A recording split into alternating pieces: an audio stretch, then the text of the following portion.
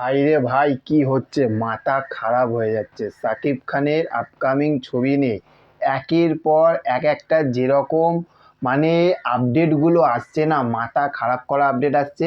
দেখো, তুফান সিনেমাটা যখন দেখো, সাকিব খান বাংলাদেশের একজন নাম্বার ওয়ান অ্যাক্টার, এটা মানে কোনো অঙ্কে ভুল নেই, কিন্তু কোনো দিকে ভুল নেই, একদম নাম্বার ওয়ান উনি আছে।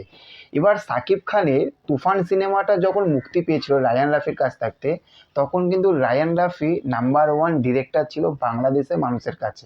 কারণ তুফান সিনেমাটা বাংলাদেশের মানুষকে কিন্তু ব্যাপক লেভেলের এনজয় দিয়েছিল।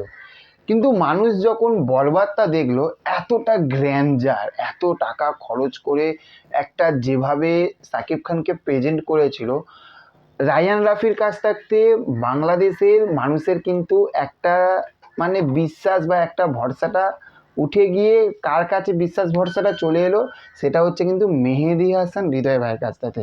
এবার হ্যাঁ, রায়ান রাফির কাছে এই যে তাণ্ডব, এই ছবিটি কেন ভরসাটা হারিয়েছে এখনও পর্যন্ত তাণ্ডব আমি দেখিনি।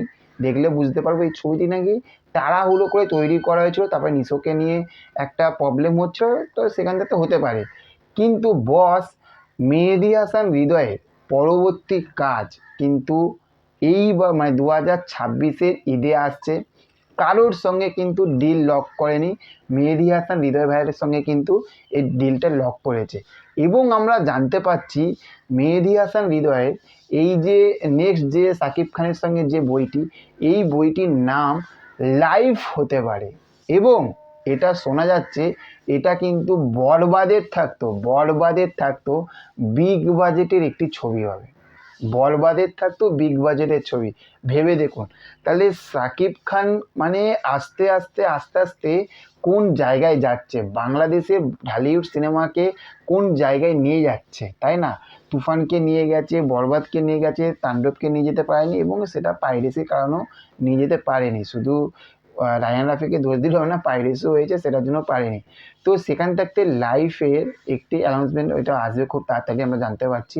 কিন্তু তাদেরই একটি ফ্যানমেড পোস্টার তৈরি করেছে বস। যে এই ফ্যানমেড পোস্টারটি তৈরি করেছে তাকে পুরো এক কথায় চুম্বেশ্বরী কখন বলি, আমার কাছে না দিল মানে যখন ছুঁয়ে যায় না, তখন কিন্তু ভাই চুম্বেশ্বরী বলি, পুরো চুম্বেশ্বরী হয়েছে।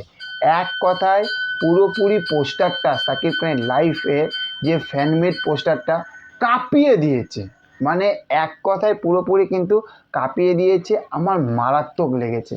তাহলে আমরা বুঝতে পারছি পরবর্তীতে কিন্তু আবারও আমরা পরের 2026-এ পরপর দুটো, একটা হচ্ছে তুফান 2 হতে পারে বা তাণ্ডব 2 হতে পারে। তবে আমার মনে হয় যে তাণ্ডব যেভাবে হয়েছে, তাণ্ডব 2 এর কিন্তু ক্রেজ তুফানের থাকতে অনেক কম আছে।